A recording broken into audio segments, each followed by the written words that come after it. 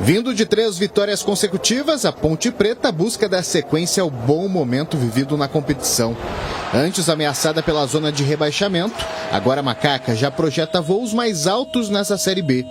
A 11 pontos de distância para o G4, a equipe de Felipe Moreira tenta aproveitar os 2 próximos jogos dentro de casa para alcançar pela primeira vez a parte de cima da tabela. Eu acho que a gente conseguiu um feito aí grandioso, né? E a gente tem que dar sequência nisso. Podemos ter a 4ª vitória agora no sábado diante da Tombense. Eu acho que é se preparar muito bem.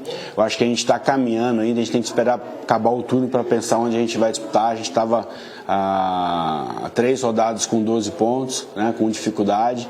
Conseguimos 3 vitórias, saímos lá de trás. Eu acho que é continuar esse ritmo, esse trabalho que a gente vem fazendo para terminar o turno beirando os 30 pontos lá, e a gente vai discutir onde a Ponte Preta vai brigar. Mas o importante é, a cada partida a gente ser melhor, a cada partida a gente melhorar, a gente evoluir e competir muito. Apesar do adversário não passar por um bom momento na competição, Felipe Moreira sabe que não vai ter vida fácil no Moisés Lucarelli. Nos 2 únicos confrontos entre Ponte e Tombense na história, foram 2 empates, 0-0 na ida e 0-0 na volta pela Série B de 2022. Eu acho que a Ponte jogando em casa ela é muito forte, independente do adversário. A gente tem que ter o domínio do jogo, a gente tem que ter as ações ofensivas significativas durante a partida. Eu acho que é para isso que a gente trabalha e tenho certeza que sábado a gente vai conseguir colocar o nosso ritmo. Sem poder contar com força máxima há muito tempo, Felipe Moreira vai contar com retornos importantes para esse duelo. Os meias Elvis e Leonaldi, que ficaram de fora das últimas 3 rodadas, voltam a ficar à disposição. Por outro lado, o treinador não vai poder contar com os suspensos Fábio Sanches e Amaral. Edson deve ocupar a vaga do capitão no sistema defensivo, enquanto Felipinho inicia no meio-campo. Uma provável macaca para essa partida vem com Kaique França no gol. O Everton, Matheus Silva, Edson e Arthur na zaga, Felipinho, Ramon e Matheus Jesus no meio-campo. E fechando o ataque, Thales, Paulo Baia e Eliel. Ponte e Tombense se enfrentam no Moisés Lucarelli às 5 horas da tarde. E você pode acompanhar aqui na tela da Band. Transmissão começa um pouco mais cedo, 4h20 da tarde. A bola rola às 5 da tarde. Transmissão ao vivo em rede nacional. Estarei no comando, na narração do jogo e com a análise do Gleger Zorzin e também do Carlos Henrique, o bate-pesado. Vamos analisar aqui esse jogo da Macaca. Vem de 3 vitórias consecutivas e pode engatar a 4ª vitória consecutiva, o que seria muito bom. Técnico Felipe Moreira, obviamente, ainda não definiu o time, mas ele tem opções, né, para poder montar o sistema defensivo, principalmente, já que o Fábio Sanches, de novo, está suspenso, foi expulso contra a equipe do Avaí, mas também não tem o Amaral, que marcou o gol da vitória contra a equipe do Avaí. Vamos lá, CH, eu começo com você, a sua análise da Macaca.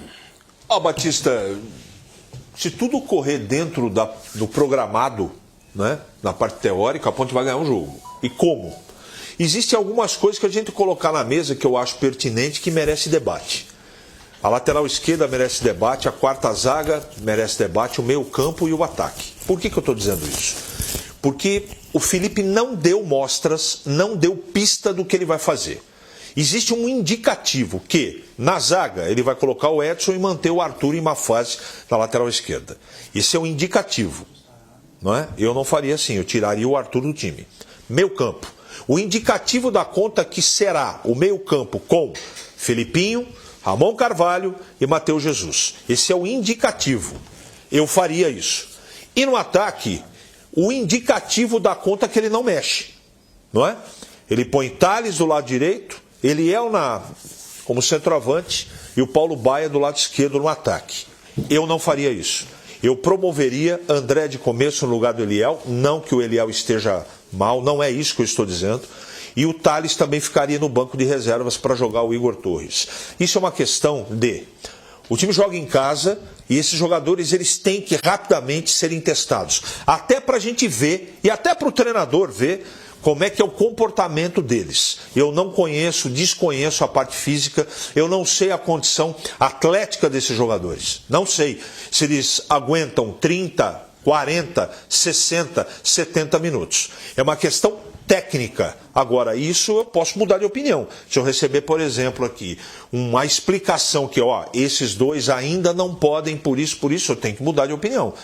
Porque Thales e Eliel não estão mal para deixarem o time tecnicamente, como eu falei do Arthur, por exemplo, que provavelmente vai jogar. Esse está merecendo um descanso, até para preservar o ótimo profissional que ele é. Está em uma fase.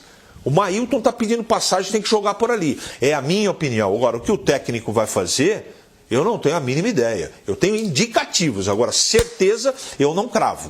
Não cravo. Então, o meu time seria praticamente o mesmo, com Edson na zaga, com Mailton na lateral esquerda, Felipinho, Ramon Carvalho e Matheus Jesus. E na frente, o Igor Torres, o André Batista e o Paulo Baia. Ô Tigrão, antes de falar do time em si, né, em 2018 a Ponte com o Gilson Kleina teve uma arrancada, foi na parte final. É diferente de agora, porque naquela época foi na parte final, em 9 jogos, 7 vitórias e 2 empates. E aí é o seguinte, a Ponte estava aí, né, lutando, preocupada com o rebaixamento. Tem agora o Tombense, depois o próximo jogo na terça-feira é o Juventude. Se a Ponte vencer esses 2 jogos, são jogos em casa, um pouco mais difícil, digamos assim, o Juventude é muito mais difícil do que o Tombense. Não tem ganhador de véspera, não tem perdedor de véspera. Mas por aquilo que os times vêm apresentando, né, é mais fácil vencer o Tombense do que o Juventude. Mas se vencer os 2 jogos em sequência, em casa, a Ponte muda de patamar na sua avaliação e começa definitivamente a pensar na ponta de cima ou não? Muda. Se vencer os 2, vai a 27 pontos. 27 pontos, você está a 3 e tem mais um jogo ainda, né? Um jogo ainda, porque a Ponte tem. Estou falando para virar o turno. Qual que é a conta que nós sempre fizemos aqui para o amigo telespectador aqui da Bandeirantes, na Rádio Bandeirantes, enfim, todas as nossas tribunas? Qual a conta que a gente sempre fez? Quem virar dos 30 para frente, ou muito próximo dos 30, está na briga. Abaixo de 30 é muito difícil chegar, muito difícil. Vocês observem que no ano passado, por exemplo, o Cruzeiro virou na 19ª com 42, mas foi um ponto fora da curva. Mas tem time aí, o Sport, por exemplo, pode virar. Aí perto dos 40 pontos. Então, abaixo de 30 é complicado para tirar. Agora, chegando 29, 30 pontos, 31, a Ponte não chega mais a 31. Ela chega no máximo a 30. Agora, eu acho que o elenco, a comissão técnica, o presidente, a diretoria, tem que pensar degrau a degrau, né? Primeiro ganhar o Tombense. A gente fica falando aqui de somar 9 pontos. E aí perde do Tombense, que teoricamente seria o jogo menos complicado, porque o Juventude vem numa situação melhor no campeonato. E depois fecha fora. Então tem que ganhar esse jogo amanhã primeiro e a gente vai projetando. Mas respondendo objetivamente, muda sim o eixo. Ao invés de olhar para trás, vai olhar para frente. Aliás, já está olhando. E com relação ao time, né? Você vê, cada um tem uma maneira de ver o futebol. Eu escalaria o Mailton na lateral esquerda. Eu escalaria o Arthur na quarta zaga.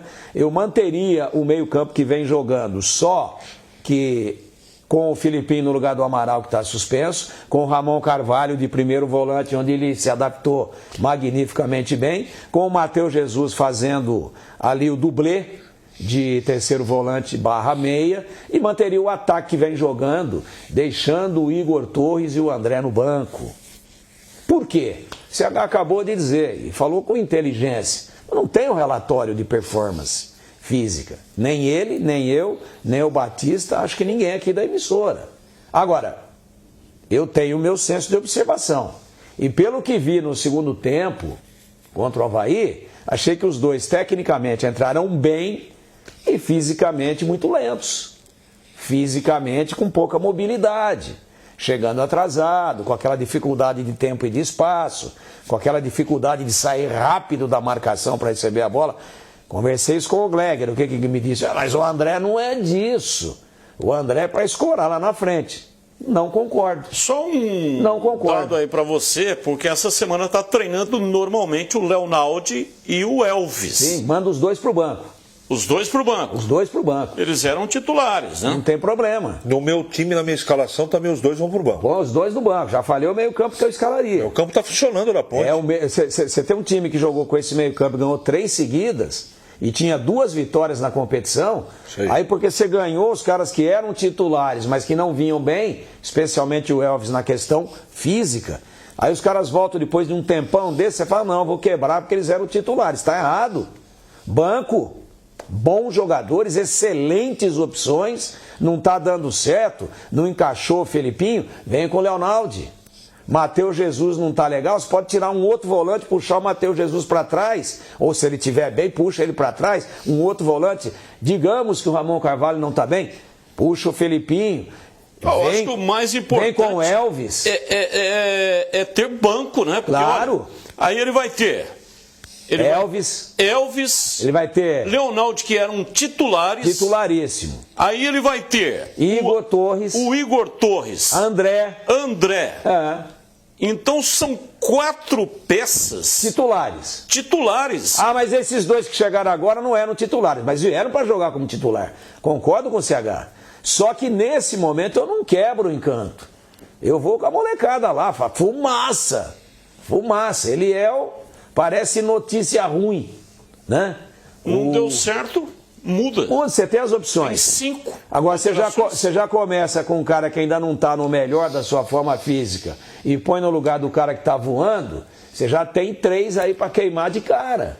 4. Se você voltar com o Elvis Leonaldi e começar com o Igor Torres e com o André, você já tem 4 para queimar tranquilo. Se machucar alguém, você já está a pé, né? Então eu manteria, ó. O Eliel corre mais do que notícia ruim. Paulo Baia corre mais do que trem chinês. Mais. E o Thales corre mais do que foguete supersônico da NASA. Você vai tirar esses caras agora e dar sopa pro azar? Tecnicamente, experiência, tudo isso é importante. Mas segura um pouco. De repente você consegue resolver o jogo antes e aí vem com os caras para ir ganhando o ritmo, que a Ponte vai precisar muito deles.